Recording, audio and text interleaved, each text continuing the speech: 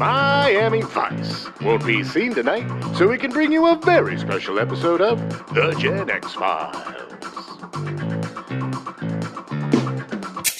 Welcome to The Gen X Files. I'm Jim. I'm Adam. And today's show is all about run. Run,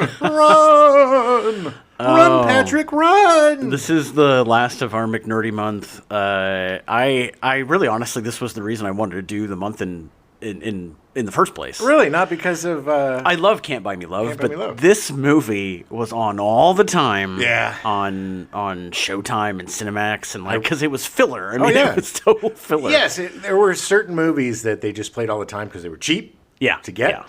Yeah. Ironically, can't find it anywhere now. No, it is not. It's not available on at least not in the U.S. It's not available on DVD. It's not on any streaming. It is so hard to find. How'd you get it? I had to buy it on eBay from a retailer in South Korea. So we did watch a DVD. It is available. So if you want to buy it on eBay, I think it was like $9. It wasn't a lot. Yeah. Maybe a few bucks in shipping. But look, yeah. I honestly, out of all the movies, this is the one I remembered the least. I know I had seen it. Oh, okay. But I was not disappointed. This is a fine, solid B- action romp where you can just lose your mind. Yeah, I mean, there's not lose your mind. But you can turn your brain yes. off. Yeah. It doesn't. You don't have to think about anything. It just happens. And I think this movie is the reason I kind of like this subgenre of action movies where something happens and then it's just nonstop. Right, like The Fugitive. Yeah. I mean, the TV show kind of started that. Yeah. But I love that plot device of and in this case, I identified a lot with him because he was just some naive kid that got into trouble, and then it was like he messed with the wrong people, or not even messed with the wrong people. The wrong people messed with him, and again, I'm baffled by Patrick Dempsey's stardom. It seems like every era, Hollywood tries to shove some actor down our throat and be like, "This one's going to be a movie star," and we're like, "No." We don't want that star. Regardless of the fact that the 90% of the movies he was in failed horribly. Look, it's like Glenn Powell or, one of these other guys. Although, I mean, Glenn Powell's fine. I have no issues with Glenn Powell. He's very generic. But that's what I mean. He's fine, but he seems like Hollywood's trying to jam him down our throat and be like, this is your next superstar. Well, I hope he's good because he's in the remake of The Running Man, which I think is closer to the book. I hope so. But Edgar Wright's directing it, so I really hope he's good. Yeah, look, it's got pedigree. I didn't want to turn the show into shit on Glenn Powell Day, but, it's... Yeah. I saw Twisters with him. I've seen stuff with him, and he's forgettable. He's fairly generic. He is a cookie-cutter, completely manufactured Hollywood actor. He seems like a nice guy. Sure. That's how they manufacture him, Adam. They give him that personality quirk. They give that little chip that he's good in with anecdotes. Right. Yeah. Yeah, but I totally agree. I don't know how Patrick Dempsey. I don't know how Patrick that's how Dempsey, forgettable he is. I don't know how he continued to have a career. I mean, but only just based on the fact that his movies just never turned a profit. There must have been something about him that people liked in the business or something, or there were, granted, to his, credit, it's not really his, okay, I'm going to split the fault, because yes, it is his fault, because he's so floppy and floopy, and he's so spazzy. He makes some odd choices. Very odd choices. It's just like, dude, relax, man. Yeah. Not everything has to have business. Not every moment and movement has to have some business in it. It's like he did one audition where somebody was like, that was amazing, and he just became that for the rest of... Nobody's ever thrown their jacket before. That was amazing. That's my signature move. I like how freaked out you are all the time. I like how you're just a jittery, jiggly mess of clumsy foolishness. Yeah. Again, he's just not that likable, unfortunately. No. He's more likable in this. Well, it's hard because I really liked him in Can't Buy Me Love. Yeah. I mean, obviously his character had an arc. In Loverboy was just a mess. Horrible. That was awful. Horrible. And this was kind of the in-between. Yes. Like, he does... Well, technically there is consequences to stuff he does in this movie, but at the end, there's still really not. No. He kills several people. I mean, murders several people. Yeah. I mean, I don't I'm think not it's till going the to very say. end. I'm not going to say he shot that one guy. That's what I mean. I don't think it's until the very end when he killed the last two guys. Well, I think he got the taste for blood when the two cops got smushed. God, that was the most awful. I totally forgot about that reaction, but it's worth watching the movie just for that. It's such a stupid scene, though. He is such a psychotic sociopath. Get on the car! Get on the car! Oh my God, it's so messed up. It's funny because that's the scene that always pops back into my head when I think of this movie. It's the most memorable because scene. it is so messed up. Yeah, no, it is, and it's one of those films that you really have to suspend your disbelief to get into the core concept of it. Yeah. You know, that somehow this guy who runs some second-rate gambling parlor in the back of a restaurant is the owner of, I don't know, some Atlantic City suburb or something. Maybe? I mean, technically it was Vancouver, but I mean, I don't. Well, it was big enough to have a police detective and a news department, and you know. I mean, I'm not like that. That I totally can buy. Like, I mean, it is what it is. It served the purpose of the movie. I mean, he could have been a corporation rather than a mob boss. It just worked better for the movie. But I could see that happening. Well, it also has that thing that was very big in the 80s and early 90s, which was very defined morality, where Yes. the main character, it could not be his fault. You know, the guy has to trip and fall and die on his own. Yeah, You but know. that's part of the reason that I love this movie, Right. because he didn't do anything. Right. He just was good at poker. Yeah, and I get it. And look, his reaction at the beginning, I believe, you know, he's just like, "Hey, buddy, what's going on?" Yeah. He's just wants to like make good and leave. And Denny be done. Halloran was an exceptional asshole. Let's be God, honest. He was such a dick. He was such a dick. And, you know, I think that people would have been kind of happy that he was gone. Well, I mean, You even know. his dad was like, he was an asshole, but he's still my son. But he was my asshole. Yeah. I raised him for being a child. No, it's interesting because I think the thing with Patrick Dempsey was he never finally fully committed to any kind of character, if that makes sense. Like, all three of these characters are very similar. Yeah. There's no real difference. We were making jokes trying to figure out how to connect all three movies together. It's the same guy. It's Yeah, him in high school and then college and then out of college. Yeah. And finally he almost gets comeuppance, but should have called him Diamond Jim because he never has any consequences.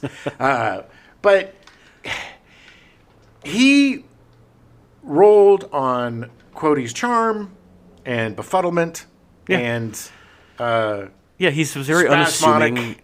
Yeah. I mean, I don't know. It's hard. It's hard to say because I was much younger when these movies were on. So Same. like, I don't know if like he really was charming or not. I mean, That's the obviously thing. they made an impression. Well, yeah, look, this is what's so confusing to me.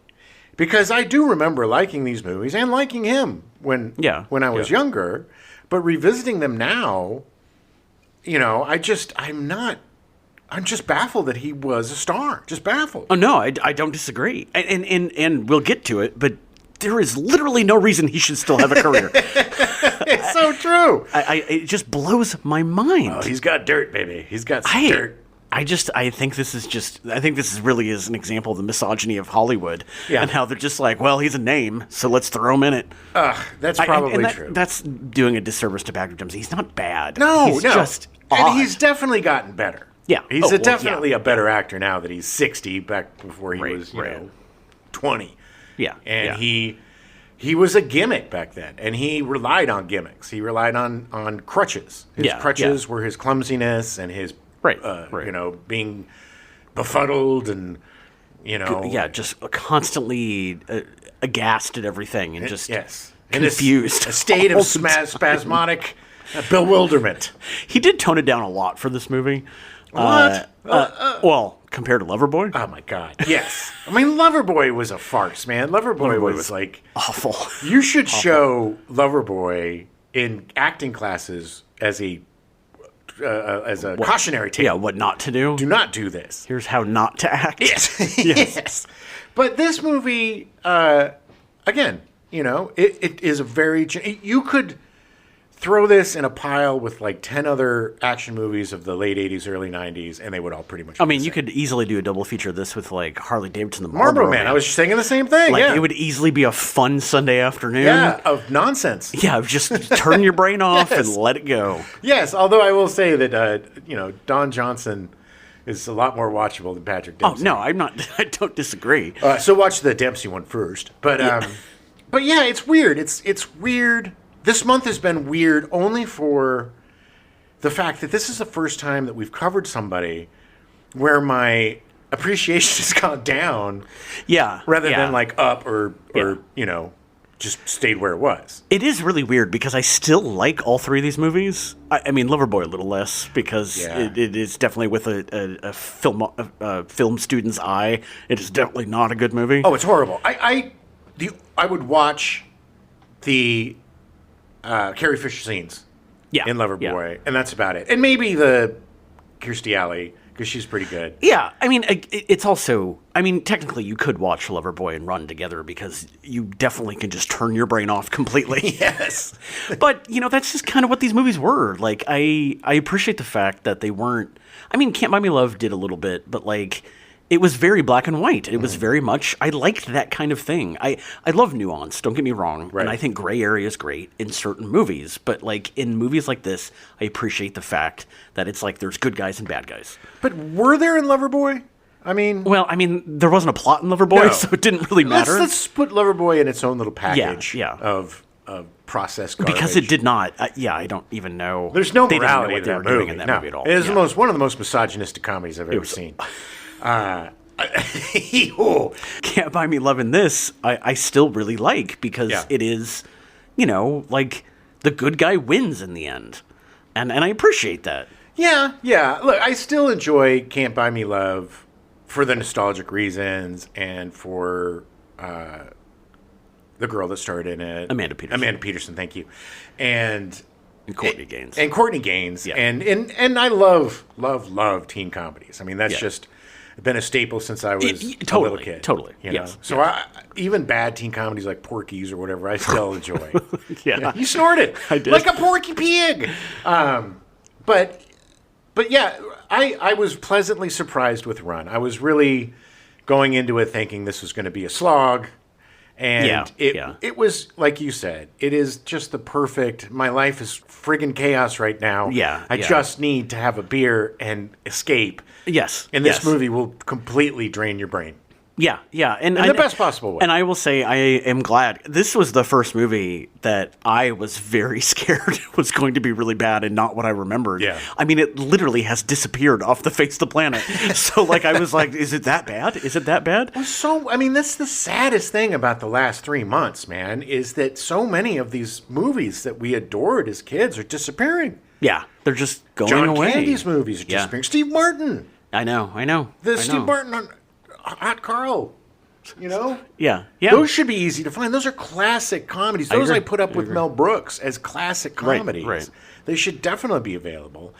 And these movies are even harder to find. I mean, come Yeah. on. It's really time to get your physical media collection going. And it's a great time to do Yeah. it because you can get stuff on eBay and you can get stuff Yeah, on Amazon. And we watched Run on DVD, and it wasn't the greatest print, but that's how I like it. Yeah. It was very, had a lot of dirt. Yeah, there are certain movies, 80s, 90s, 70s movies that I prefer the gritty, Yeah. scratched up, not perfect, pristine quality of a Blu-ray because I think some movies are ruined by a pristine quality. Yeah.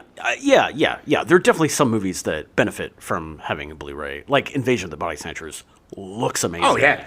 Like that I want to see crystal clear. But this is just a throwaway action movie Right. that I'm going to watch on Stars at like Look. 4 o'clock in the afternoon. If I'm watching 2001, I want the Blu-ray because Yes. that's, a genius. Yeah, Not only yeah. the director, but the cinematographer. Right, anything that is a visual masterpiece, of course. Right. I just don't think Run is a visual masterpiece. No. I think the best thing this movie has going for it is the pacing. Yeah. It's just paced so well. It really is. It really is paced well. It starts and it doesn't stop. I I would have liked a few more twists and turns. Yeah. It definitely could have gone a little deeper. A little less predictability. A few zags where they zigged. But again, it's innocuous. Plus, it had your favorite scene of all time, where they put tape over Patrick Dempsey's mouth for like 5 minutes. I was like, please, keep it on. And when he couldn't get it off, I'm like, oh, yeah, baby. For the rest of the movie. All right, well, let's get into it. Oh, I just wanted to mention one quick thing before we get into it. Hey, thank you, AARP magazine. Yes, we were just notified. I have mixed feelings about it because I love it because it's good publicity. Sure. But I also feel old. Well, look, I have a lot of friends that are in their 20s, 30s, 40s that have the AARP because you can do it at any age. I'm sure they just kind of searched Gen X and then found us in the mix. But they said some nice stuff, and they recommended us as one of the Gen X podcasts to listen to. So thank you. And we definitely have been getting a bump from it. So if you're one of those new people, thank you for listening. Yes, thank really you appreciate so much. Go back, and I'm sure there's something that you like that we've covered. We've got a lot of material, so there's stuff there that you definitely will like. We have 14 days, full days worth of content for you to get through. So start listening. All right. Take yourself back to 1991. Oh, yeah. January 29th, the first major ground engagement of the Gulf War, the Battle of Khafji, Sure. Begins. The battle lasts until February 1st. 3 days. Yeah, they've been apparently, God, I went into a weird deep dive on the Gulf War. Don't ask me why. Iraq had been trying to get the Americans to engage in a ground war for like months. Right. And they wouldn't do it, and then this was the first time. and then Iraq lost terribly. Oh, yeah. We did fine on the first one. Yeah. It was the second one that was a quagmire. January 31st, The Simpsons episode The Way We Was first airs, being the first flashback episode of the series. You mean going back to when they were young? Yeah. It's funny, when I first read that, I thought it was the first clip show of the series. No, I know. Okay. I thought that too, and I made sure it wasn't. Yeah. That was the worst, man. The Simpsons, if you were a fan of The Simpsons back in the beginning, it was a very tough time because every single season was delayed because they couldn't get the animation done because they tried to write up into the last minute, and it was a very complicated procedure. So they inevitably had to do some horrible clip show that everybody hated, and they tried to make it kind of funny, like, oh, we're doing a clip show, but it could never get past the fact that they were doing a clip show. No. And they, like once a season at least. There were a lot of shows in the 80s and 90s that did clip shows, and I was always so excited for the show, and then it was like, wait, I've already seen all this. Every show did a clip show. Don't need to see them sitting on the couch reminiscing about the stuff we've already seen. You remember when we went to Yosemite? But this was I'm pretty sure this was the one about how Marge and Homer met. Oh no, I know. It definitely is. It's when he was working at the golf, the mini golf, the putt-putt. Yeah. The mini golf putt-putt. I love that show. Got renewed for 4 more seasons. Did it? Yep. Oh wow. I think so. So that's like the 400th season or something. Yeah. 40th probably. I come up to the 40th. Because it started in '89. So technically 88. Maybe after 40 they're just gonna shit can it and be done with it. No, I don't. Look, it's gonna be weird living in a world without The Simpsons. It's all right. You'll still have Family Guy. It's gonna be weird. February 1st, U.S. Air Flight 1493 collides with a SkyWest Airlines Fairchild Metroliner at Los Angeles International Airport, killing 34 people. Was this on the ground? Yeah. Okay. Yeah, it was bad. February 1st, Run is released in theaters. Run! Pretty sure by February 4th it was out of the theaters. Run away from the theater! So good. And this is not the 2020 version of Run. That is not a version at all. I think Sarah Paulson? A very different movie. I think it was a horror movie. Yeah. Run, Run comes from the writing team of Dennis Chirac and Michael Blodgett. Michael Blodgett sounds familiar. Dennis Chirac should too. Yeah, Blodgett's a more interesting name. Really? Like Chirac is really interesting. Chirac and Blodgett sounds like some sort of wizard. Chirac and Blodgett's wands or something. Yeah, I can see magical. that. I was thinking they were like private investigators in the 30s or 40s. The 1830s. Chirac and Blodgett. The names may sound familiar because they co-wrote the Tom Hanks hit Turner and Hooch. Nice. Listen to our Turner and Hooch episode.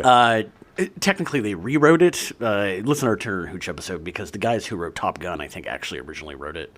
Or it might be the other way around. I don't know. Listen to the episode. They wrote Top Gun? Not these two. The guys who wrote Top Gun. Oh. Epps and somebody else. They either wrote Turner and Hooch first, right, and then Blodgett and Chirac rewrote it, or it was the other way around. Seems like it'd be the other way around. I think it was the other way around. I think they did polishing, because Top Gun made like $1 billion, which we also did Top Gun, so listen to that episode too. Yeah, and the weird thing was they had Hooch was a fighter pilot dog. That was his backstory. It was weird. It was weird. Because there wasn't such a thing. No. But they made it Not up. until Air Pup. Yeah. Air Kamikaze. It was about a Japanese Akita dog in World War II. 14th sequel to Air Bud. And he flew a kamikaze right into the Pearl Harbor. AC-130 Bud. Yes. So they actually secured, Dennis Chirac and Michael Blodgett actually secured a $1 million paycheck for Turner and Hooch, the most ever paid by Touchstone Pictures at that time. Interesting. So yes, they definitely wrote the original. If I had just read the next line, we could have eliminated that entire little missive. But then what would have people listen to, man? I know, you're right. You're right. Chirac only wrote screenplays with other people. He wrote The Good Guys and the Bad Guys in 1969 with Robert M. Cohen, starring Robert Mitchum and George Kennedy. Okay. He wrote The Car in 1977 with Michael Butler and Lane Slate, starring James Brolin. I remember that. That was like a car chasing a dude, right? Yeah, it was like a supernatural horror thing with the car being possessed, I believe. He wrote a few of those, apparently. Yeah. The Gauntlet in 1977 with Michael Butler, starring and directed by Clint Eastwood. Oh, I love that movie so much. It's so stupid. Every time we bring it up, I'm going to watch it again, and I just don't, so I need to watch it again. We're going through a gauntlet. I better get this bus ready. I want to put some armor on a Greyhound bus so I can get this whore to Las Vegas so she can testify. Okay, Clint. Thanks for summing up the movie for it. He comes in sometimes. He does. He pops in.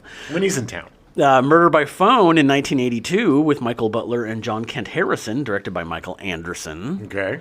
Flashpoint in 1984 with Michael Butler again, starring Chris Christopherson, Treat Williams, Rip Torn, Gene Smart, Kurtwood Smith, and Tess Harper. What a great cast. And again, we have to cover this movie because I'm pretty sure, we talked about this before, and I'm pretty sure that the crux of this movie is they find this body or something, and it may be on like Native American land. Yeah.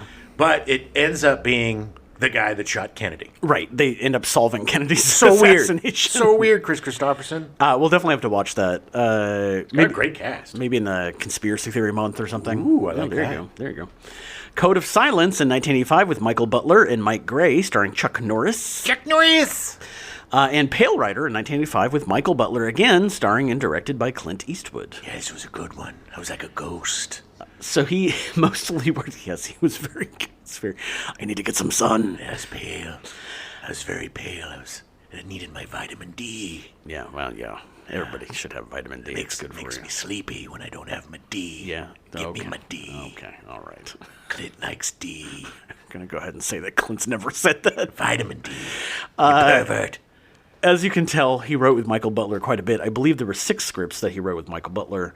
They worked really well together. Obviously, made some pretty decent movies. Nice. Some. Some.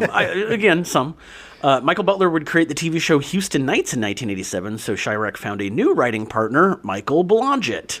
Houston Nights. Wasn't that like some Texas detective show or something? Yeah. I'm pretty sure we covered an actor was in it that we talked about, and I don't remember who. Well, there's also, maybe you're confusing it with Matt Houston, because we talked about that's that true, one. maybe. That was another Texas detective series, like an oil guy who's solving crimes. Right, solving crimes. Lee Horsley. Yeah, because those oil tycoons, they got the time to go solve crimes. Love me some Lee Horsley. I'm pretty sure we've talked about Houston Nights before. Probably. We've talked a lot about a lot of things. That's true. That is true. After moving to Los Angeles in the summer of 1967, Blodgett served as MC of The Groovy Show, a beach party dance show for teens in Los Angeles on KHJ-TV. That sounds fun. The Groovy Show.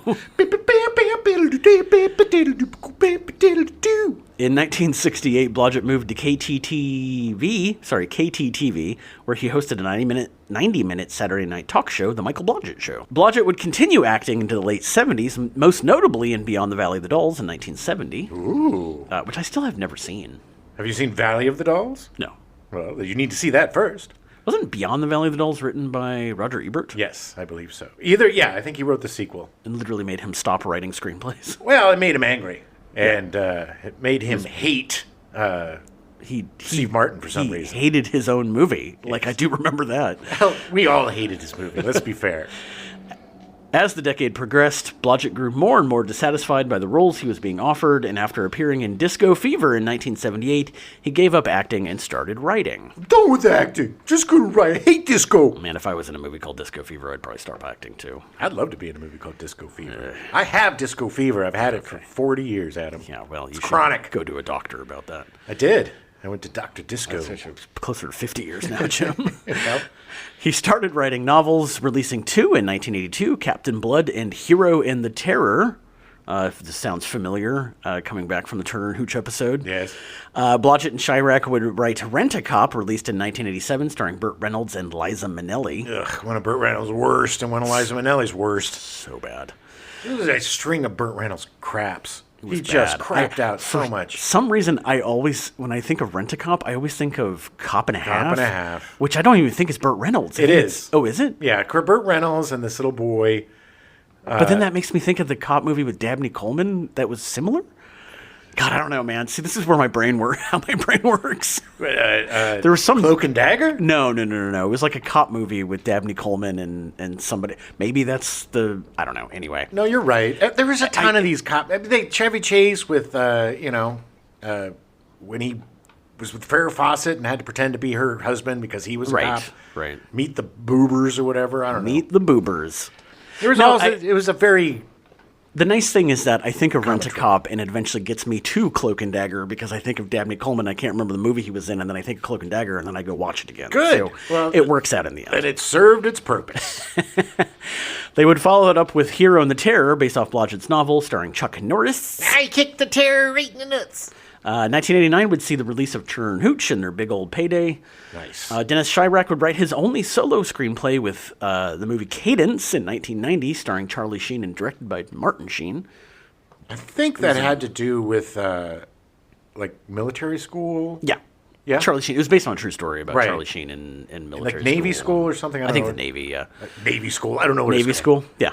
Isn't it, what is the Parisium? What is the... I don't know. The Navy Training Academy?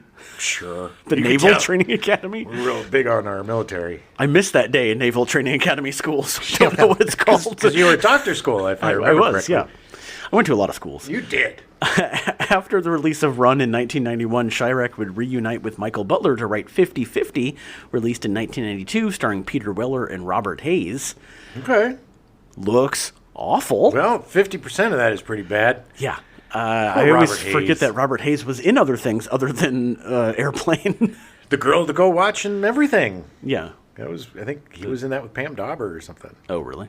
He had his gold watch that would stop time. Oh, well, yes. Yeah, They made 2 movies of that. Oh, wow. I was a big Hayes fan. I would, after Airplane, Hayes Talent Crush, watched every goddamn thing he was in. Yeah. Well, I regret it to this day. 50-50 looks terrible. I probably saw it, and it probably was. Yeah.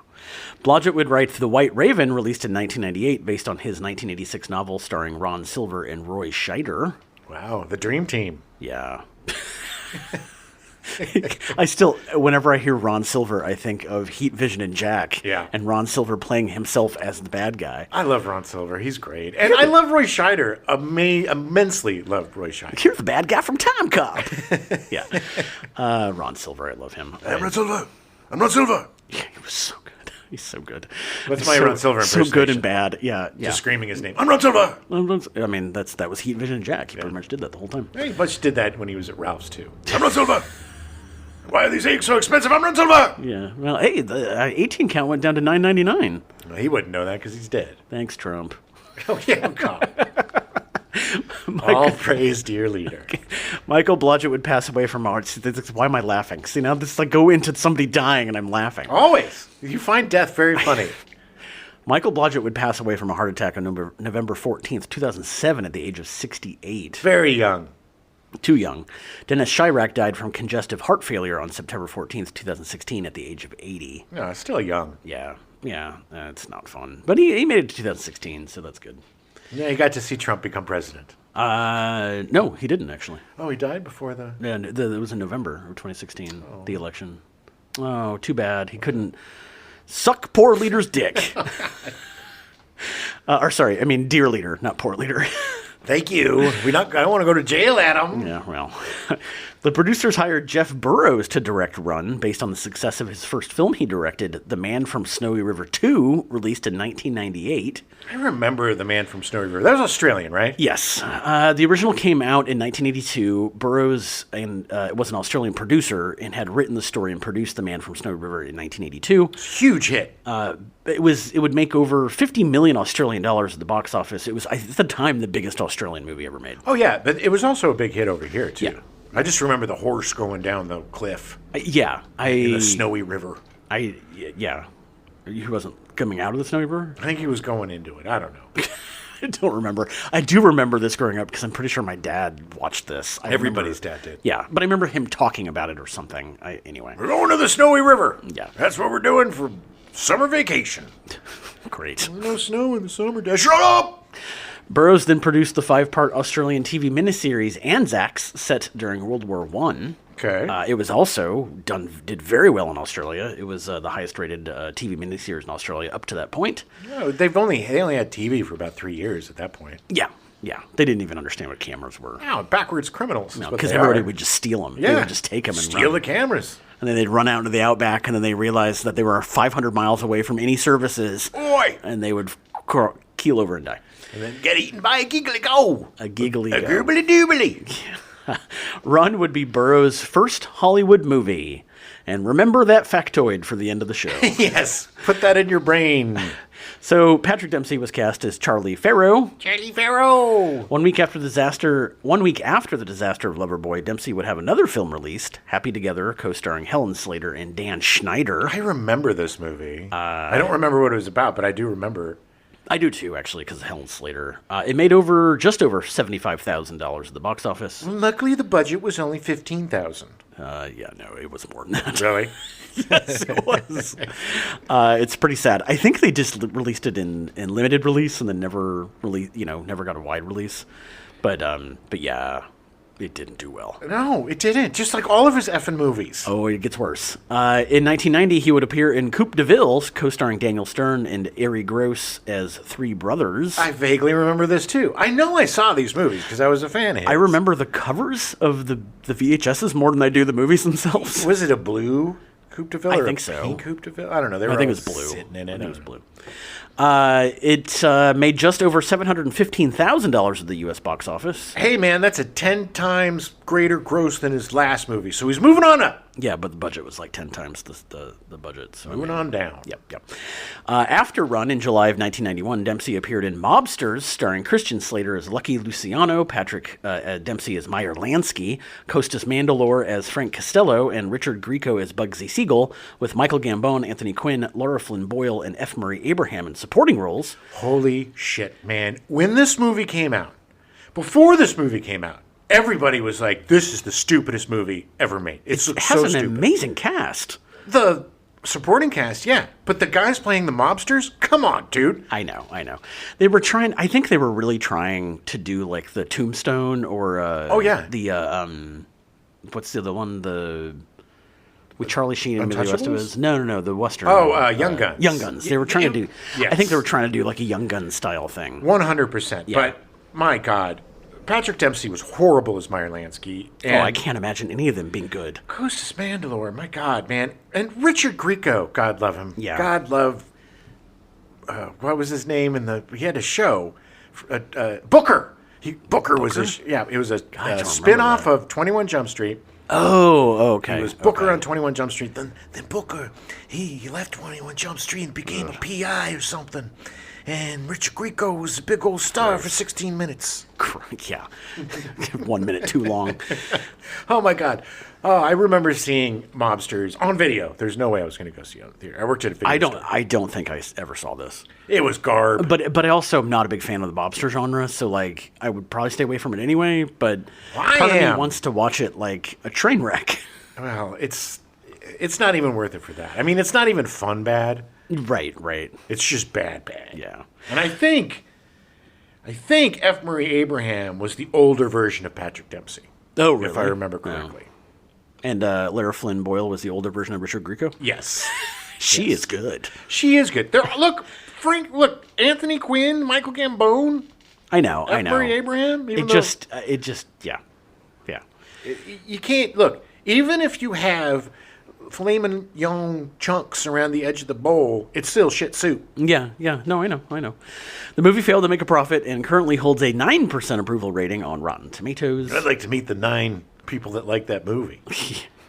The rest of the 90s were not great for Dempsey, making mostly supporting roles in features and headlining TV movies.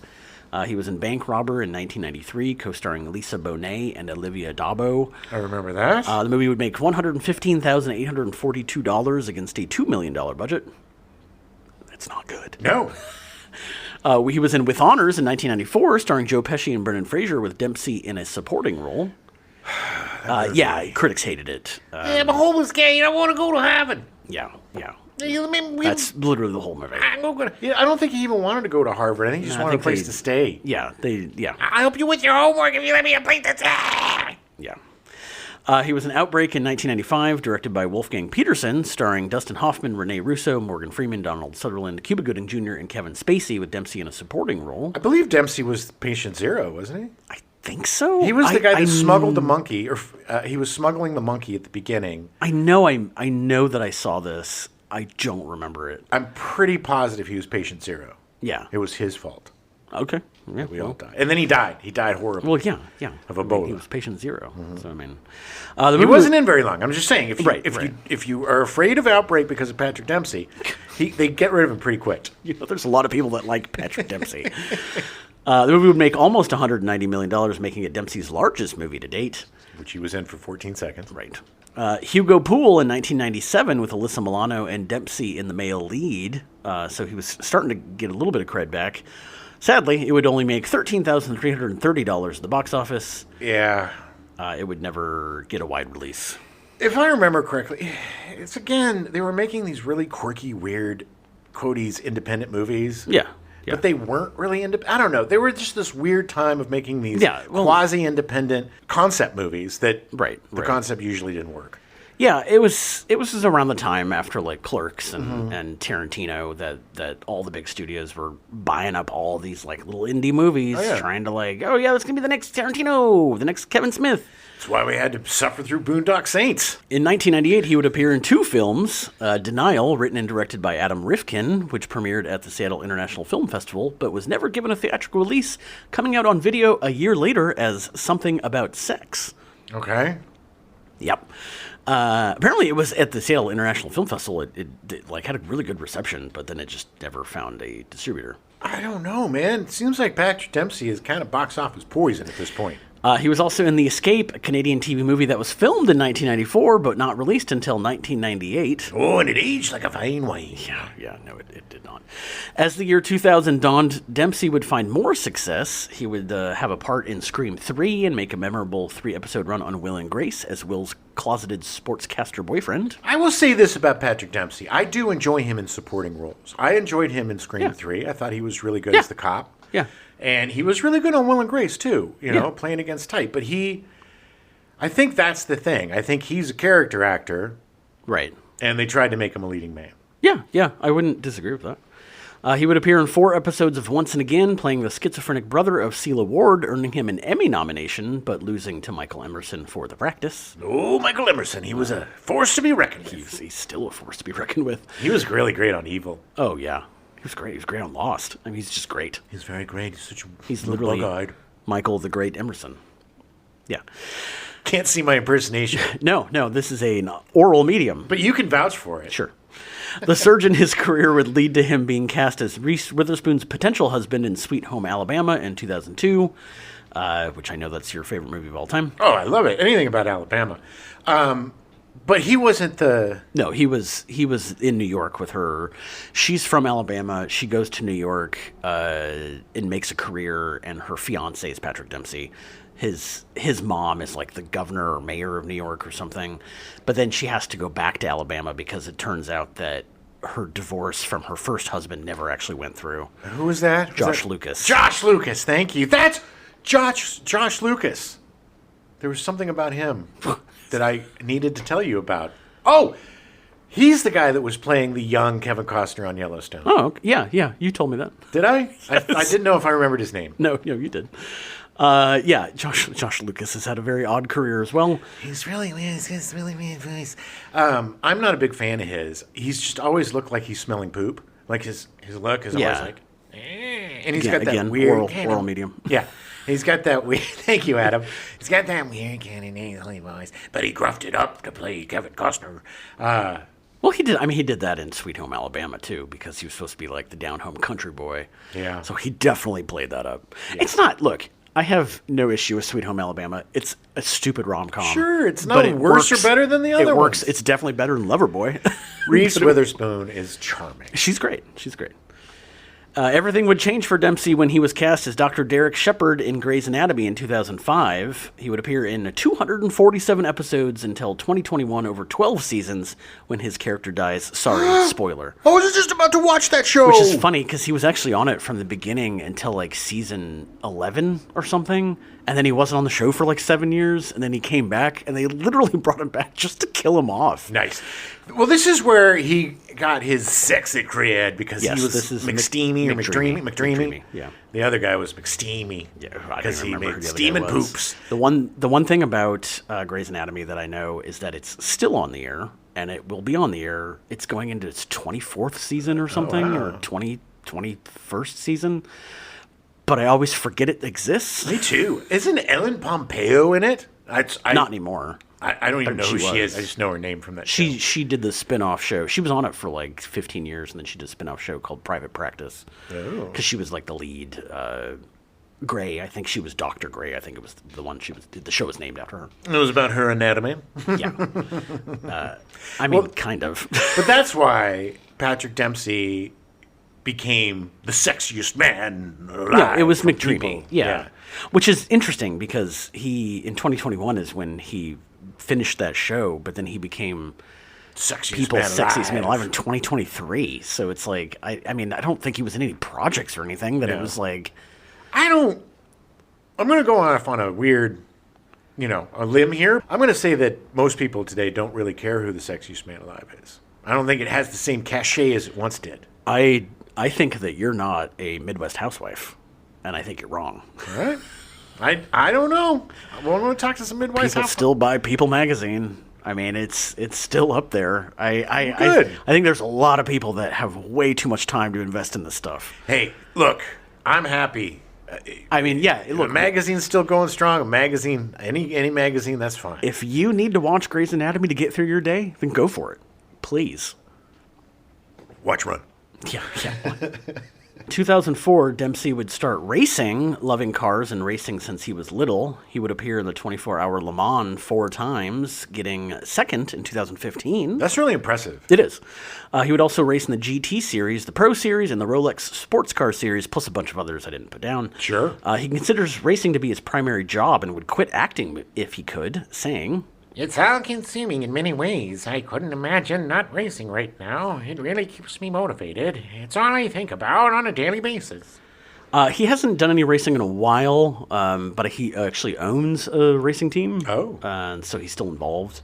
Well, But he's older. I think he's gotten to the point where he's like, my reflexes aren't as good as they used to be. So Well, you never know. Paul Newman raced up until his 70s. That's true. But I don't know. I don't think he's raced anything since before COVID. So, as far as I know, I didn't look too deep into it. But he has loved cars since he was little. Sure. I mean, it makes sense for this. I mean, every movie he's got some kind of car because he loves cars. He loves sports cars. He loves, Well, he had a Porsche for about 15 minutes. In them this one. crushing that Porsche, I forgot about that, and it is horrifying. Yeah. God, it's sad. Yeah. I mean, look, when he gets back to his job, there's going to be some comeuppance. You can't just total the car. Yeah, he's going to owe like $70,000 for that car. Hey, here's $200. You got to pay for your own hotel food and your way back. So for this run, you'll probably make, $16. Yeah, exactly. Dempsey can most recently be seen in Dexter: Original Sin, which just finished its first season. It did. I don't know if it'll come back or not. I don't think so. I I mean, it could, but Yeah, I think that yeah. they wrapped it up nicely Okay, in a way that it could just be a legacy series on its own. It was fine. Like I've told, like I've mentioned before, my opinion is that it's like watching high schoolers cosplaying Dexter characters. They're fine. I did really enjoy Patrick Dempsey and Christian Slater. I thought it was fun to watch those two guys together. Oh, reuniting after mobsters. Yes. Remember when we did Mobsters, Patrick? Oh, yeah, I do remember. That was such a bad movie. That movie was terrible. Did you ever watch Loverboy? It was just one of many in my career. I just wish you got some comeuppance in your movies, Patrick. Yeah, well. I did. Kelly Preston was cast as Karen Landers. Oh, God, I loved her so much. The part of Karen actually was cast by Tracy Pollan at first, but she dropped out less than a month into filming. Tracy Pollan is the wife of Michael J. Fox. Yep, they've been married for almost 35 years now. Yep, since they met on his sitcom. Nope. They actually met there, but they didn't. They did another movie together 2 years later. Right. And that's where they didn't start dating until then. But they met on... But they met Family originally. Ties? Family Ties? Family Ties. She was on for a season and then left the show to go do other stuff. And then they were in some movie together in like 89, I think. one of his bad ones. Yeah. And then they got married in 90. And they've been together ever since. Nice. I mean, that's amazing, too, because he's been through so much. Michael J. Fox is an amazing human Oh, yeah. being. Yeah. My Amazing. God. Amazing. Because he's Canadian. Tracy Pollan just felt that the part had grown more than what she was looking for, so she was no longer right for the role. I think the part grew as they were like shooting, and so she was like, she had just had kids, and was like, I'm gonna go home, like I'm done with this. Yeah, I think she saw the writing on the wall. She's like, wait, Patrick Dempsey's in this movie? No thanks. Yeah, yeah. If I want to be in a bomb, I'll go to Iran. I don't know. I'll go be with my husband. Yeah, there you go. In a bad movie, yeah. Preston was born in Hawaii, and after her father drowned when she was 4 years old, her mother remarried, and Preston spent time growing up in Iraq and Australia. Fascinating. Yeah, I think he was a real estate developer. For like property, stepdad? yeah. So I mean, I think he had. Oh no, sorry, he was a personnel director. So I think he was like an international personnel director. So they end up spending a lot of time and Traveling around. other places. Preston was discovered at the age of 16, being cast in commercials and guest parts in TV shows like Hawaii Five-0, Capital, Quincy M.E., The Renegades, and Chips. Chips. In 1983, she appeared in 3 movies: 10 to Midnight, starring Charles Bronson. That's right, Pelly. She played my daughter. I don't know if she did. I don't know what she played. Metal Storm, The Destruction of Jared Sin, starring Jeffrey Byron and Richard Mole. I've definitely seen that movie. It looks so awful. Oh, it's a bad B, but it's a fun B. So awful. And she was in Christine, directed by John Carpenter, based on the Stephen King novel. Yeah. A very small part. I love that movie. Oh, it's great. I think that is such a fun Stephen King adaptation. Oh, I agree. It's got what's his name from Gremlins and the John Candy movie. The guy that was with the cigars. What's your shitters? Yeah, it's You know what I'm talking about. Yeah, I can't think of his name. Preston, something. No. Starts with a P. Prosky. Prosky. Robert Prosky. Robert Prosky. Yay! Brain cells. Yeah. Preston scored a bigger part in 1985 with Mischief, starring Doug McKeon, Catherine Mary Stewart, and Jamie Gertz. Oh, I remember that movie. She would follow that up the same year with second billing in Secret Admirer, starring C. Thomas Howell. Ugh. Preston was part of the ensemble cast of Space Camp, co-starring Kate Capshaw, Larry B. Scott, Leah Thompson, Tate Donovan, and Joaquin Phoenix in his feature film debut. Ooh. I remember this movie because I was like, I want to be in Space Camp. Yeah. Totally not understanding the fact that the movie came out 5 months after the Challenger disaster, making marketing for the movie a logistical nightmare. Yeah. Nobody wanted to go see a bunch of kids in space after No. a bunch of people just died in a shuttle crash. I always get that mixed up with Solar Babies. Oh, with yeah. Jamie Gertz. I loved Space Camp. It was great. I mean, it was wish fulfillment, kids. Didn't was. they have to go to space? They did. They ended up having to go, like, say, or they got stuck in space. Like, they were up there, and then they got stuck in space. It did not go well because of the Challenger disaster. Yes. Which obviously, they couldn't control that, but yeah. And in real space camps, the kids never actually went to space. Yeah. It was simulated. No, it was all simulated. But it's almost as bad as the Top Dog when they released the movie a week after the Oklahoma City bombing. Oh, God. Well, it was also when they released Grand Theft Auto 3, they had to change. Oh. They got rid of all the planes in the game. That's why there's that little dodo with half. Right. You can't fly because they were afraid that people were going to fly the planes into buildings. Into buildings? Wow, I did not know that. Yeah, and it, I think, delayed the game, actually. Wow. Preston would continue to get high billing in her films, with her biggest box office earner being Twins in 1988. Oh, yeah, she was the love interest for Arnold. She was. Oh, this is my first on-screen kiss. Yes. My first kiss in real life. I never kissed a woman. Oh, well, that is definitely not true. I was very slobbery. I didn't know what I was doing. Maybe the first woman that said okay. I didn't say the first time I had sex. I just don't kiss when I'm doing it. It's gross. She appeared in The Experts in 1989, starring John Travolta, where they met. They would be married in 1991. She would continue to have a successful career through the 90s and 2000s. In 2018, Preston was diagnosed with breast cancer, but kept the diagnosis secret. Sadly, on July 12th, 2020, she died from breast cancer at the age of 57. So goddamn young. Terrible. Absolutely terrible. Her final role was in Off the Rails in 2021, released after her death, but finally getting top billing. Oh, it's like Jim Thompson. Yeah. Didn't find the success until after he died. Yeah. She is amazing. I have always had a talent crush and a crush on Kelly Preston. I always thought that she was just charming. She was really good in this movie. I really appreciate her in this movie. I never thought she was the greatest actress, but she always was interesting. Yeah. And she did have a charm, a likability, and a twinkle in her eye. Yeah. That served her really well and made her every performance that she gave interesting and I don't know, she's very watchable. She's got a certain magnetism to her. Yeah. Like there's something about her that made me want to watch more. Exactly. And it wasn't just that she was this gorgeous blonde, you know what I mean? I mean that may be how it started, right. But there was a lot but more she was charming. Kelly Preston, beautiful inside and out, it seems. Yeah. And it just seems like a very tragic end. Taken way too young. Way too young. Ken Pogue was cast as Matt Halloran. Pogue's feature film debut was in 1973 in The Neptune Factor, starring Ben Gazzara and Ernest Borgnine. Yes. It was, I think it was about the guys shrinking down to small and being in the ocean. Supposedly, Pogue almost drowned in scuba gear during the shooting the film. Oh, wow. He almost died. Oh, my God. That film was like Gruff Guy Central with Ernest Borgnine and Ben Gazzara. Everybody talk like this. I'm pretty sure it was like the Fantastic Voyage type of thing, but they were actually just in the ocean, like tiny in the ocean, because there being a lot of really big fish. And I love Fantastic Voyage. Yeah. I think it was a takeoff of that. Although the Neptune Factor sounds like it should be like a political drama. Yes. But, you know. He's also appeared in The Silent Partner in 1978, starring Elliot Gould, Christopher Plummer, and Susanna York. Okay. Lost and Found in 1979, starring George Segal and Glenda Jackson, and it had Martin Short's film debut. I remember this movie. Lost and Found? Mm-hmm. It was not good. No, it was good. I remember it being pretty... such a weirdo. I was a huge George Segal fan, too, when I was a kid. I don't know how or where. I think I saw The Duchess and the Dirtwater Fox with he and Goldie Hawn. It was like this weird Western. Yeah. And I just glommed onto him and her, and so I would watch everything that George Segal was in, and I'm sure I watched that. Glenda Jackson's an amazing actor.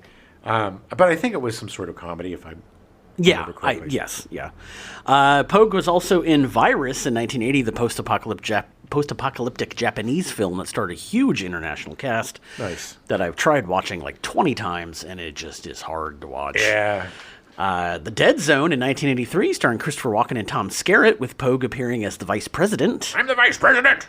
Yeah, I don't think he was in it very much. No, that was his only line. Yeah, I'm the vice president! I'm the vice president, damn it! He was in Act of Vengeance in 1986, a television movie starring Charles Bronson, Ellen Burstyn, Wilford Brimley, and Keanu Reeves in an early role. Yeah, that's right, Pelly. I was getting vengeance again. I was the vengeance guy. Whether it was in a subway or in a house, I would just kill anybody who came after me or my family. I think I'm going to have to find this. I'm pretty sure it's on YouTube somewhere. I'm going to find it and watch Act of Vengeance. Oh, I'm sure I've seen it. Yeah, I'm sure. He was in Dead of Winter in 1987, starring Mary Steenburgen, who plays 3 roles. Ooh. And The Hitman in 1991, starring Chuck Norris. Yes, the way I killed him was I kicked him in the nuts until they were dead. Pogue's final role was in 2013 in Red Widow, a TV series starring Rhoda Mitchell. Oh, nice. She's awesome. Yeah.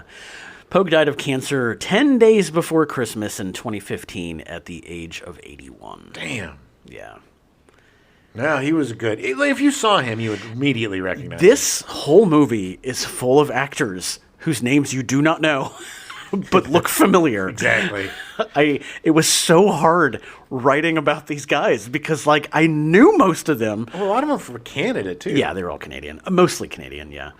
A.C. Peterson was cast as Denny Halloran, the Jerk. the jerk that gets the plot started. son? Yeah. Hey, what are you doing? What are you with? He's just immediately it's just an asshole.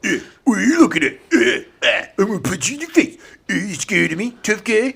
Yeah, I'm scared of you. You're like Yeah, you're six like, times bigger than me. Yeah. Well, I don't care. I'm going to get you anyway. So stupid. Peterson is a character actor that has appeared in more than 200 movies and TV series. He definitely looks very familiar. Oh, yeah. Yeah. His first credited role was in the TV movie Murder in Space, Nice. which I have not found yet, but I need to see this because Yeah. it's called Murder in Space. I want to see Murder in Space. He most recently did a 9-episode stint on the show Tulsa King. So he's Tulsa King? still out there acting. It's my series, Tulsa King. Every guy is a mob guy goes to Tulsa, you know? They don't got any cannolis there. It makes me mad. Which, the funny thing is that in this movie, like, I remember him being much younger. Like, because I knew, because it was funny. We were watching, and Jim was like, "Oh, he's, why is he such an asshole? Why do they let him get away with it?" And I was like, "Just wait." And then he was like, "Well, is he a cop?" And I was like, "No, it's worse." Yeah, because his dad was the mob boss, but he looked like he was 50. Yeah. I mean, although granted, the dad looked like he was in his 80s. Yeah, he just, I mean, look, the guy looked was like he had a just- few too many drinks. He might have been, It was just, I just remember him looking so much closer to Patrick Dempsey's age. well, look, people looked older back then. They did. They really did. And, you know, guys that were 15 had full beards, gray beards. It was, if you hit puberty, then you immediately age like 40 years. Exactly. It was like the Oregon Trail, man. Because I honestly, watching this movie, it's like Patrick Dempsey still hadn't gone through puberty yet. Oh, he's still really skinny. That's why he's so spazzy. He doesn't know what to do with his energy. Doesn't know what to do with the energy. That was my sexual energy. James Kidney was cast as Sammy. Yeah. Kidney's a Canadian character actor that's appeared in over 130 TV projects and films. His longest stints on TV were 6 episodes on the RoboCop TV series that aired in 1994. And 16 episodes of the animated TV show Free Willy that had talking marine animals in 1994 and 1995. I do not remember that. Now I Don't do. remember that either. I didn't, but now I kind of do. I did not realize there was an animated Free Willy show. Apparently there was an animated everything show in the 90s and 80s. And I kind of remember the RoboCop TV series, but they... Oh, it was bad. I remember I watched it. I've been playing RoboCop Rogue City, and I went down a deep RoboCop rabbit hole, and it's funny because I really want to watch the first and second movies again. The game is between the second and third movie. Yeah. But it was, which the second movie was directed by Irvin Kershner. Yeah. Which I did not know that. Irvin Kershner only directs middle movies. Yes. Empire Strikes Back, RoboCop 2. Well, the funny thing is that because Peter Weller didn't play RoboCop in RoboCop 3. Right. But RoboCop 3 was after they had a cartoon that had come out. Yep. And they tried to make it more family friendly. Yeah. And I think that's part of the reason why Peter Weller was like, no thanks. Yeah, it was also PG or PG-13. It was bad. It was not. I mean, the ultra-violence of RoboCop is what made it. I mean, This is the amazing thing, as I realize, and we'll talk about this more in the Stepdad Show this month, but I think if you want to do a good trilogy, it's RoboCop, RoboCop 2, and then RoboCop Rogue City. oh. Because it's Peter Weller doing the parts, so it's like him finishing up the story of RoboCop. That are alive. They're coming with me. James Kidney most recently can be seen in Medina, a sci-fi TV show that aired 7 episodes in 2020. Nice. Not to be confused with Medina, the character played by Tyler Perry. Doesn't he play Medina? No, that's Medea. Medea. Oh, okay. Not Medina. He was so miscast. James Kidney? Yes. Yeah. He was not scary at all. He was just kind of this No. bald, punchy guy. No. Who was just like, I'm going to get him. Oh, he's going to get Was it he, now. he was one of the guys that got thrown off the roof, right? No. He was one of the 2 bad guys. He and I think it was Sean yeah. McCann. I think those are the guys that tried to throw him off the roof, and then because he had the little bolo Oh, yes, tie. yes, yeah, yes. yeah, yeah. Oh, yeah. oh, okay, I got that confused with the car not going the off cops, the roof. not the cops, not the cops that got him. A lot of people get you thrown mean off the roofs. ridiculous 20-minute sequence with Sean McCann's pants getting ripped and and him hanging on and going upside down for some reason. the best part is Ken Pogue sees James Kidney fall. He's and like, "Hey." oh, great. I guess it's done. And then the other guy, hey, what's going on up there? I love that. In the 30 seconds between the first guy falling down, he gets a full drink with ice, and he's got a stogie going, and then he's like, wait a minute. What's going on up there? I was waiting for him to do God. the It was take. so good. It was so good. That was my favorite part of the whole So movie. awesomely stupid. Oh, God. So Sean McCann was Marv, the other bad guy, the guy who raised Denny Halloran since he was a kid and was going to look forward to murdering. He like holds him and he's like, I'm going to look forward to murdering you. And then they just throw him off a roof. Yeah. Like, come on. Well, also, if you raised him as a kid, it's your fault that he's dead. Yeah, exactly. You did a bad job. Yeah. Really bad job, Marv. Yeah, Marv did a bad job. McCann is a Canadian actor, again, character actor, who appeared mostly on Canadian TV, but did make a few Hollywood films, such as Atlantic City in 1980, starring Burt Lancaster and Susan Sarandon. That's a good movie. I don't think I've ever seen it. Burt Lancaster, I think, was nominated for an Oscar. Oh, really? I Wow. think so. It was like one of his kind of end-of-life roles. Yeah. He was playing like the tough guy or whatever. yeah. He was always good, though. Oh, yeah, Burt Lancaster's amazing. He was in Death Hunt in 1981, starring Charles Bronson and Lee Marvin. That's right, Pelly. When there's death, Oh, there's my me. God, so much testosterone in that movie. Yeah. I could feel it seeping out of the TV. Oh, it's in my mustache, Pelly. Give it a squeeze. Criminal Law in 1988, starring Gary Oldman and Kevin Bacon. Ooh, that's not a bad movie, man. You know what's funny? I don't think I've seen it. It has such a generic title that I Yeah. don't remember if I've seen it. Yeah, I think Gary Oldman's like a bad... Either they're lawyers against each other, or Gary Oldman's a bad guy and Kevin Spacey's his lawyer or something. Right.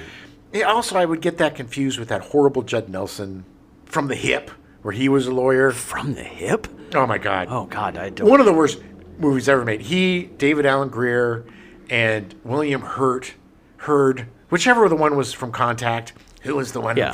who talks like this and was an alien? Is that William Hurt? Or John Hurt? Which one? That's John Hurt. Hurt.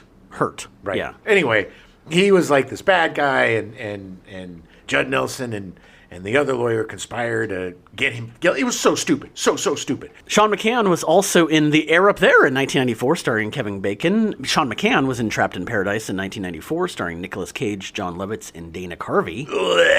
Bad. Very So bad. bad. So bad. Bad movie. He was in Tommy Boy in 1995, starring Chris Farley and David Spade. Love it. He was really and he was really good in it. Sean McCann as Yeah. like the guy that ran Yeah, the business that the yeah, dad the died. corporation. Right? Yeah. He's like, I'm believing you, Tommy. You got to do it, Tommy. You're gonna lose the Yeah, business. yeah. I mean, Sean McCann's great. He was in Affliction in 1997, starring Nick Nolte. That was great. Great movie. Yeah. Nick Wasn't Nolte that- got nominated for an Oscar for Yeah. that. Wasn't that the one about him and his dad abusing him? And Yeah, he was an alcoholic, and his dad was an alcoholic. I think his dad was played by James Coburn. something like that. I think. It was great. It was some of the best acting Nick Nolte's ever done. Oh, yeah. Yeah, good movie. Hard to watch, but good And that's movie. saying a lot because Nick Nolte is amazing. He's a great actor, yeah. He was in Simon Birch in 1998. Just the mention of that movie makes me mad. So mad. So mad. That movie is based on, and I'm saying based on with Yeah. super quoties. Loosely based on. The loosest. Yeah.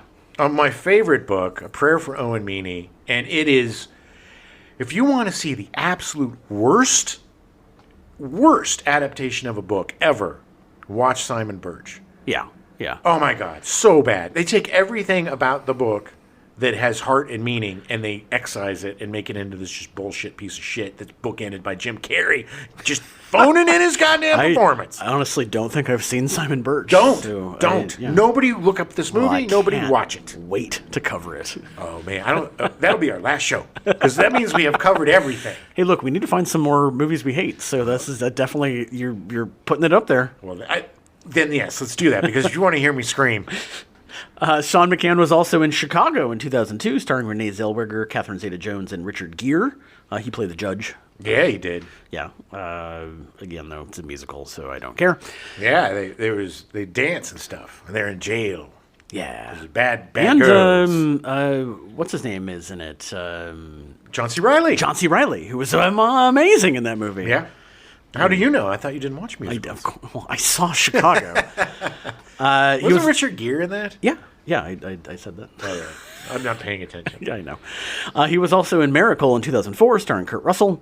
Oh, about the hockey. The 1980 men's hockey team, Yeah. beating the Soviets. McCann was a staple, man. He's just a very great, yeah. reliable, awesome character actor. He's a guy that you will recognize and be like, yes, he's been in a ton of stuff. Never does a bad job. No. Just one of those completely reliable Very workhorse. solid. Yeah. You know, one of the blue-collar actors, as I like to call them. He didn't do much after that. He ended up dying on June 13th, 2019 in Toronto at the age of 83 from heart failure brought about by a heart disease he had suffered through most of his life. Oh, man. Yeah. Michael McCrae was cast as Officer O'Rourke. Oh. Was he the guy with the mustache or the other one? Let's see. No, he was the guy with the mustache. He was the guy with the mustache. Smithy was the other one. Yeah. Michael McCrae. These are the two guys that got smushed. The two cops that decided to try to get the $50,000 for themselves. One guy's like, I don't want any part of this. Shut up, you're going to do what I say. Smithy. I felt so bad. I know. Please step on the bumper. Please. You don't want to blow your brains out. McCrae is best known for his roles in Summer School in 1987, starring Mark Harmon and Kirstie Alley. Yeah, baby. We talk about that all the time. Shoot to Kill in 1988, starring Sidney Poitier, Tom Berenger, and Kirstie Alley. Shoot to Kill. I love that movie. too. Both those movies so much. Oh, cover them. We could do those in the same month. Oh, we could. Masterminds in 1997, starring Patrick Stewart and Vincent Kartheiser. Oh, I'm a mastermind. Why are you coming after me in my company? Patrick Stewart actually played the bad guy in this. That's what I'm saying. He was coming after me. He tries to take over a boys' school. Yes. And they're robbing a boys' school or something. Yes, of their virginity. But I just remember Vincent Kartheiser was like a young Patrick Dempsey, except actually a nerd. He was. Yeah. And then he was on Angel, and then he was on Mad Men. Yeah. Oh, yeah. I mean, he's a great actor. He's very good. He was also in Battlefield Earth in 2000, starring John Travolta and Kelly Preston. Yeah, it's about Scientology. You was put much money into a Scientology It's not about movie. Scientology. It's a sci-fi film, sci-fi epic from L. Ron Hubbard. Yeah, this is my God. This guy who's my God. It's such a bad movie. From space, Adam. We're all from Such a space. bad movie. Get your thetans. Part of me kind of wants to see it again. It's been such a long time. Poor Forrest Whitaker, man. With those dreads and the big old face. It's just everybody in that movie. Everything was bad. Barry Pepper was in that movie. It was bad. He was awful. It was awful. Awful. Yeah. Awful. It was based on stupid. This is where John Travolta overstepped and did another one of his career dives. Yes. Well, he had enough cachet at this point because of his resurgence with Pulp Fiction and Face Off and Look Who's Talking Now. Or Look Who's Talking. Yes. Well, this is after that. This is I know. the second coming, the third coming. Right. Third or fourth, really. Yeah. And he got enough cachet to be like, I'm going to make this movie. I'm going to make it. It's a sci-fi epic. And they're like, all right, you sure? Because this is going to ruin your career again. We're going to send you back to Bees, buddy. And he's like, I will do it. And then he got sent back to Bees. Oh, my God. And I don't think he's come back since. No. There's a few movies he was in that were big in the late 2000s. Which one? Michael. That was in the 2000s? I thought that was in the 90s. Maybe it was. I don't know. Michael was awful, by the way. That's the I one didn't where he say plays it was the angel. good. It made money. I hated And that that movie where he became really smart Genius. for a while. Ugh. Yeah. That movie, too. All these John Travolta concept movies are making me angry. McCrae can most recently be seen in A Very Sordid Wedding in 2017, starring Bonnie Bedelia, Caroline Rhea, and Leslie Jones. I love Leslie Jones. Yeah, I have not seen this. I do not know. I also like Caroline Rhea, too. She's very funny. And Bonnie Bedelia is awesome from Die Hard. The most amazing thing is that McCrae has been married to Bonnie Bedelia since 1995. Good for him. Yeah. That guy, he won the lottery, baby. He definitely did. Tom McBeath was cast as Officer Smithy. McBeath? McBeath. What a weird name. It's because he's Canadian. He's a character actor from Canada. Oh, hey, my name is Tom McBeath. McBeath. I'm just coming here for an audition, eh? Just it's McBeath, B-E-A-T-H, like beef, but with th. Yes. He appeared in over 180 TV series and films. He mostly appeared on TV, including 21 Jump Street, Wise Guy, Border Town, Bill and Ted's Excellent Adventures, The X-Files, Highlander, Millennium, Dead Like Me, The L Word, Masters of Horror, Intelligence, The 4400, Smallville, The Andromeda Strain, Caprica, Supernatural, Bates Motel, Travelers, and Van Helsing. Yeah, he's one of those characters. He's been on everything. Yeah, and those are really good shows, man. He's probably most well known for his character on Stargate SG-1, appearing on 11 episodes over 7 seasons. Nice. And he most recently appeared in 22 episodes of Riverdale. Okay. Well, I'm Which glad he's still working. It's a super weird show. Way to go, Smithy. Yeah. Mark Strange was cast as Chief Travers. Oh, yeah. Poor Chief has a change of heart and pays for it. Hell, yeah, it's too late, buddy. Yeah. You live by the sword, you die by the sword. That is true. Strange is a Canadian actor who is most well known as the toy car salesman in Tommy Boy in 1995. Hey, I'm selling these toy cars, Tommy. Hey, you want one, eh? Strange and his wife created the Canadian TV show The Beachcombers, which ran from 1972 to 1990, airing 387 episodes over 19 seasons. Yeah, and every episode was like, hey, let's go to the beach. Bring your comb. Bring your big comb. And they just comb the beach. It took 230 episodes to comb the whole beach. 380 episodes to comb the whole beach, eh? He would write 98 episodes of the show, including the final episode. He would also write a TV movie in 2002 based on the show and a follow-up Christmas TV movie in 2004. Wow, he's very into that. Paid the bills. Yeah, it did. It's one of the longest-running TV dramas in Canadian history. Oh, yeah, eh? Strange was also a prolific mystery novel writer. Strange would die, sadly, from cancer on May 20th, 2012 at the age of 70, just a few days after finishing his Beachcombers memoir. Ah, well, at least you got the memoir done. Yeah. For all the sad. fans. Yeah. It was the 40th anniversary of it, and he died. That's sad. Oh, that's sad, eh? Look, we'll read his book with tears in our eyes. Yeah. That's hard to read that way, eh? Because it's blurry. Canadian fans are loving this right now. It gets blurry, eh? Christopher Lawford was cast as Lieutenant Martins, the one voice of reason in the entire town. Oh, my God. He looks so much like his dad. Yeah, Peter Lawford Lawford. was the eldest child and only son of actor and Rat Pack member Peter Lawford and Patricia Pat Kennedy Lawford, who was President John F. Kennedy's sister. Yeah, the one that they didn't hide away in the mental institution. Yeah, he was 8 years old. Christopher Lawford was 8 years old when he was told his uncle was assassinated. He's got the Lawford face and the Kennedy chompers. Yeah, He's got those Kennedy horse teeth, man. He actually started as a lawyer, but realized he hated it and turned to acting in the 80s. His first feature was The Suicide Club in 1987, starring Mariel Hemingway. Ooh. Yeah. In 1991, along with Run, he would appear in The Doors, directed by Oliver Stone. Okay. He would make film appearances in Jack the Bear, Blank Man, The Sixth Day, 13 Days, Exit Wounds, Terminator 3, Rise of the Machines, The World's Fastest Indian, and Slipstream. his TV appearances include Tales from the Crypt, Midnight Caller, Silk Stockings, All My Children, Chicago Hope, General Hospital, Frasier, and The O.C. Lawford wrote a series of books mostly about drug recovery. The year after his uncle, Robert F. Kennedy, was assassinated in 1968, Lawford was introduced to LSD and took to drugs, putting him in recovery for most of his life. It's so weird, man. I've never heard of any, like, LSD being the gateway drug to addiction. He was 14. That's too young. Yeah.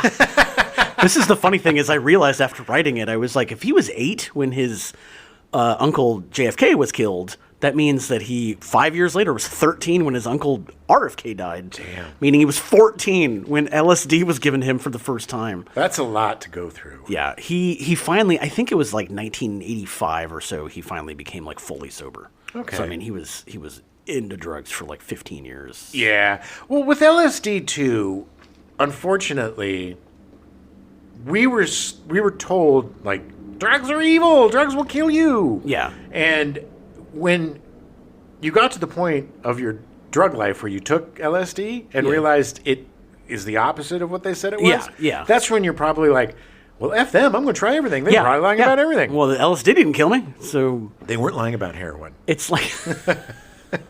Sadly, on September 4th, 2018, after experiencing a medical emergency while at a yoga studio, Lawford died of a heart attack at the age of 63 in Vancouver, British Columbia, where he was trying to open a recovery center. It's not good. for business, having the guy die. He was doing hot yoga, which apparently he did a lot, Yeah. but they think because of the years of drug abuse that his body just couldn't take it anymore, and he just gave up. Oh, that's awful. Yeah, his body just shut down. It's sad. The shooting for Run started in Vancouver in April of 1990. The director, Jeff Burrows, said, If you want to do an action picture, it should be one that doesn't let up, and for that reason, this movie appealed to me enormously. In Run, we're projecting a situation which could quite conceivably happen to any member of the audience. A situation in which they can identify through character who is fundamentally every man. Who we pose the question, what would happen to me if I were caught up in something in which I was an outsider, where all due process fell away, and I were left alone? yeah, now you just got to turn on the news. Yeah, exactly. Yeah, I mean, that sums up the movie really well, and that's part of the reason why I like this movie so much. Sad to say. But I think with a different lead, it would have been a better movie. I think it would have done pretty well because it's a solid action outing. Yeah, it's funny because we were watching it, and you were like, oh, like you had mentioned Tom Cruise or something. Yeah. And I was like, if this movie had been made 5 years sooner or 4 years sooner, I totally could have seen Tom Cruise in that part. Yeah. And like doing it well. Yeah. Well, nobody runs better than Tom effing Cruise, baby. But I don't disagree. It's just that, but I think that's what they were trying to do. Is Patrick Dempsey is not an action star, so like they were trying to make him more of an everyman, and then just but it didn't help any that he became a monster through the movie. Well, not just a monster, but he was still using that goof, that floppy, floopy, flipping Yeah. and slipping and sliding and always having to fall down or... It's just the lines after the two cops go in the car off the top of the parking garage. It was like, you are a sadistic monster. That was so out of place, too, by was the way. so And out out of of character. nowhere. It was Yeah. like, what did he say? It was... It was just one of those days. Yeah. Like, it was like, what? I mean, I get it. Like, you've been through a lot in the last, 24 hours. But, dude. He might as well just gone, whap, whap. Yeah. I mean, So you're essentially. dead. It's essentially what he did. And then he got a taste for blood. And then I think he ended it with, I need to go get a taco or something. Something It was stupid. something just like, man. It's not that type of movie. It's not a, freeze. Yeah. Now you're frozen. It's like in less than 24 hours, because he hasn't died yet, he feels like he's Superman all of a sudden. Yeah, this movie has a tonal problem. It does. It Like does. a lot of his movies. I just think he was miscast. I don't even think it's his fault, really. It's weird because maybe this is to the fact that he's just not that good of an actor, because Wasn't. I don't think he was miscast. I just don't think he had the ability to play this part right. Okay, Because I I see him as being that kind of an extension of like the nerd from Can't Buy Me Love, and he's getting caught in this situation. But I that's- just don't think he has the chops to pull it off. I agree, but I also think that the character that he was playing, this, great gambler, car. I'm never this expert, lucky. Yeah, this kind of devil may care. Yeah.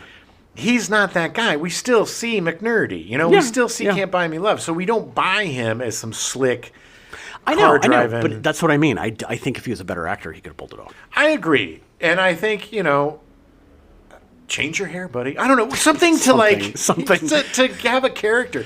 Because in all three of these movies, there really isn't a character. It's just Patrick Dempsey doing shit. I mean, that's that they were banking on him. Right. And it worked in Can't Buy Me Love. Right. It worked. Right. And that success carried that MFer through like 10 years. Yeah, through a lot of really bad movies. Right. And they kept letting him make movies, even though he was proving to not be successful Yeah. at it. His story is fascinating to me. Yeah. Yeah. His story is crazy because I don't know if there's another story like it in terms of somebody who just kind of an accidental movie star, if you ask me, did just a barrage of horrible movies for decades, and then becomes a huge TV star. Good for him. I think it's great. Yeah. You know what was really weird about the movie is at the beginning, we see his college buddies. Like which I forgot to mention. At least one of the guys. Lachlan Monroe? Lachlan Monroe, you'd recognize from Scary Movie and his little micro penis. Poor guy. That's exactly what I remember him from too. So that poor actor, who's a really good actor. He's and really been in fun. I mean, he's really good. He's also been in dramatic stuff where he's really good. Oh, yeah. But because of Scary Movie, whenever I see him, I think of the guy with the micro penis. He's been in a lot of stuff, and he's been on some TV shows. Like so he's played a detective or a cop. Always working, and great guy. It's so sad to me. It's just sad that he's always immediately associated with micro penis. And the thing that was really weird is I don't know if it was David Cubbit. I think it was, but there was a guy that looked just like exactly like Patrick Dempsey, and he calls the guy to come get him, and I was positive because they look exactly alike that they were going to do some weird. He comes to pick him up, and they accidentally kill the guy. Right. Because why have two people look exactly alike if you're not going to, it's like showing the gun and never shooting it. They kind of did that with the asshole that was banging on the phone booth. Exactly. Yeah. So they couldn't do it the switcheroo again, but I think they again. might have had that in there. Yeah. Because it's so pointless for him to call his friends and be like, come get me, because they never do. No, they never do. They're never seen from again. It's very possible that this script was getting changed a lot as the movie was getting shot. You think? It's very possible. You think? I think.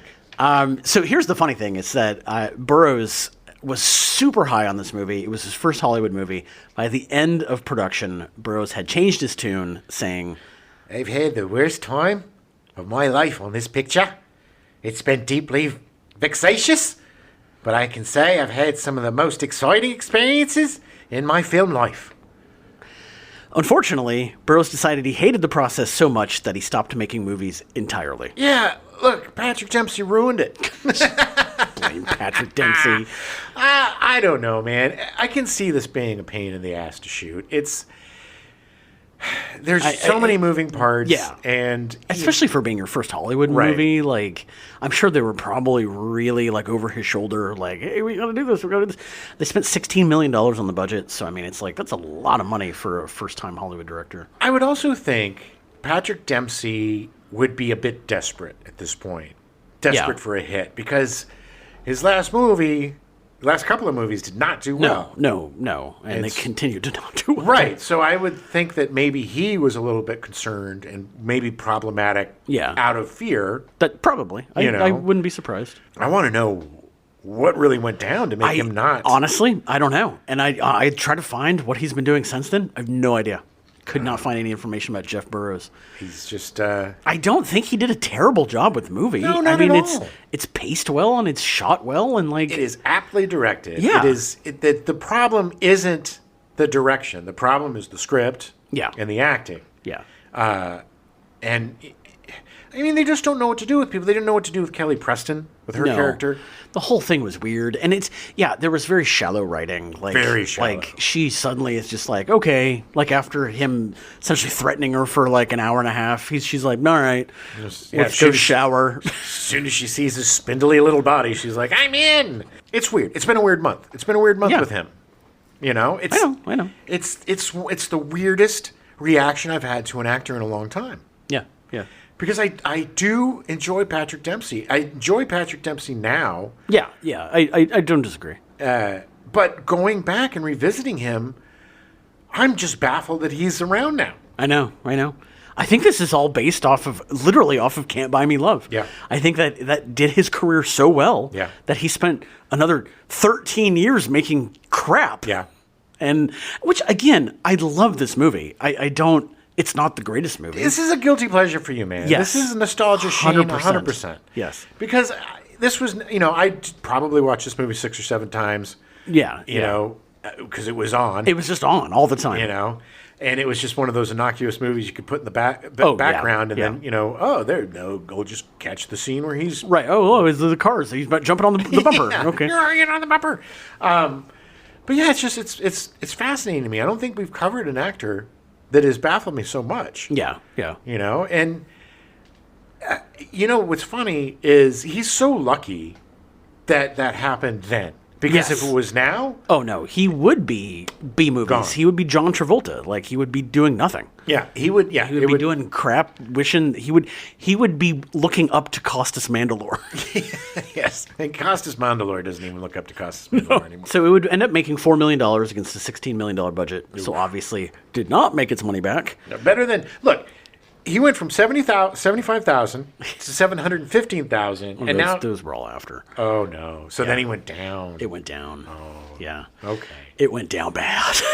So Boring. Bad. Critics were also not kind to the film. Roger Ebert wrote, As a kind of action cartoon, the movie may work as a diversion for undemanding audiences. But it's really no more than a pinball machine, a brainless exercise in how to use action as a substitute for thought. and you know what? Sometimes you need that in a movie. Yeah. Well, he's not wrong. Exactly. I don't disagree with him, but that makes me like this movie more because sometimes I want to turn my brain off and just watch something stupid. Sometimes you want a kind of action cartoon. Yeah, exactly. You know, that just, you don't have to worry about. I just finished watching Severance, this newest season of Severance. I had to put subtitles on, put my phone away. You gotta really pay attention and pay to that. the F attention to that show. Yeah. And I wanted to, you know, because it's of course I love that. But there are times when you just want Big Macs, and this is definitely a Big Mac. Oh yeah, yeah. It's super fun. I look for it on eBay. It's not expensive. It's South Korean. You don't have to watch it with like South Korean subtitles or anything. It's not the greatest transfer, but it's available. I recommend it. I think it's worth it to be in your collection because it is a fun movie that you can throw on at a party or have brunch and in the afternoon hang out and get high and drink some and just hang out and watch a movie. If you're a Patrick Dempsey fan, it's definitely one for your collection. I've started to think, man, that you and we need to start a streaming service called the Gen X whatever. Gen X. Right. Licorice. I don't know. Spinning the spins, whatever we call it. Okay. But we'll work on the title. Yeah, we'll workshop it. But the truth is, we need like a streaming service for all of the catch-alls, man. I know. For All 80s. all these movies. It's getting harder and harder to find these movies. Our streaming service would primarily be 70s, 80s, and 90s movies. Yeah. And that's all it would be. And it would be everyone that you can't find. Right. I'm sure. Listen, we can't do this on our own. We're going to need some investors. So you people We need listening. some capital. Yeah, we'll come up with a better. Well, you can help us with the name. Yeah. If you give them money, of course. And then, look, we'll be rich. Every Gen Xer is going to want this. Yeah. Because it's so hard to find these movies. This is time. We are also talking about, we're going to put together a Gen X physical collection for the Gen X Files, where we're going to try to find physical media for all the stuff that we've covered so we can have a library that is in conjunction with our show. Because it really bothers me that we can't find movies like this. I agree. This is history, man. The 80s and 90s, but the late 80s comedies and action movies, they were pivotal. Yeah. And they changed the landscape. And there were a lot of them that get lost in the shuffle. But so many good ones, like Only the Lonely, which you can't find, which is an amazing film. 10 out of 10, in my opinion. Yeah, oh yeah. You know? All of those John Candy movies, all these movies, it's a crime. The biggest crime about this month is that we couldn't find any of these movies. Yeah. Streaming anywhere. Even Can't Buy Me Love, which definitely should be. That should be a staple on somebody's streaming service. I don't get it. I don't get, because these are not expensive movies to have on your streaming service either. No. You know? No, they're not. They're just trying to erase our history, Adam. All right. Well, we'll be back next week with another Stepdad show, talking about what we've more McNerdy's, more Dempsey, and all the stuff. We're going to watch all of Grey's Anatomy before then. No. And just kidding. I'm not doing that. No, but we're going to have a discussion on Severance as well. Yeah. We're going to have some hot topic discussion about video games. We're not going to tell you yet. Yeah. Because we haven't decided. But no, it's going to be a lot of fun. And get on eBay. Get a copy of this movie. Definitely. I recommend it. And then when you watch it, you go, "Run, Charlie! Run!"